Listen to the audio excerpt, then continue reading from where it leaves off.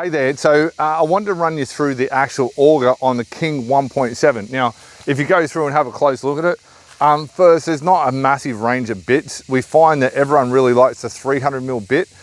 So you do need, if you want to run a 300mm bit, you do need a King 1.7, okay? So the bit, obviously you got your pin coming through here that puts it on and off, okay? Your actual auger motor and your actual hitch. Now, when you're obviously taking it on and off, there's a valve here, and essentially what happens is, this is a control that actually controls the auger. So when the machine's switched off, you just move this around to let the actual pressure out, okay?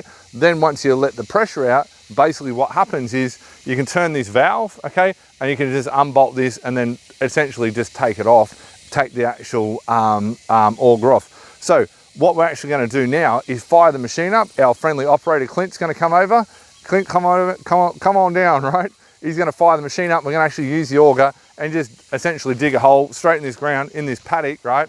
And you'll see the actual auger in operation and working. So you got to remember, we've got a Yanmar engine in this. You'll hear me say it in other parts of the video, the 3-cylinder engine. So it's pretty quiet. So even when you're doing work and you might be in a person's property and stuff, you're not going to annoy the neighbors and stuff like that. Yeah, go for it, man. So just basically straight down, dig the hole. These are easy. Moment, it does it quite easy. What about you give it some revs, Clint, go a bit better? Yep. It probably rained out here maybe, I don't know, a week and a half ago. So to see the soils, it's probably tiniest bit moist, not really much, okay? It's going through nicely. Like doing fencing, fence posts, you know what I mean? And obviously if 300mm is not then you can sort of easily pull it back out again and so on and so forth, right? A little bit muddy there, which is all cool. And we just drop it down, go a little bit further. The auger, when you look around different prices, we really try and keep things really cost effective, okay? So this is $2,600 plus GST for the actual auger that goes on this machine.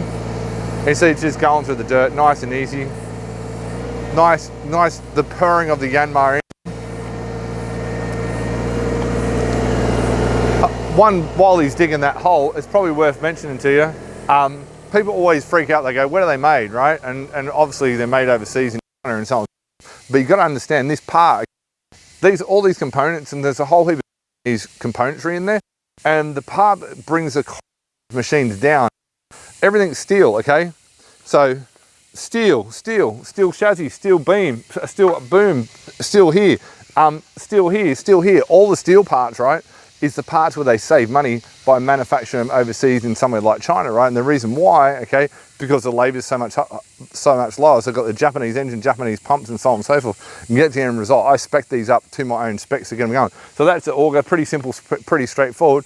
We'll come back and we'll show you some of the other implements.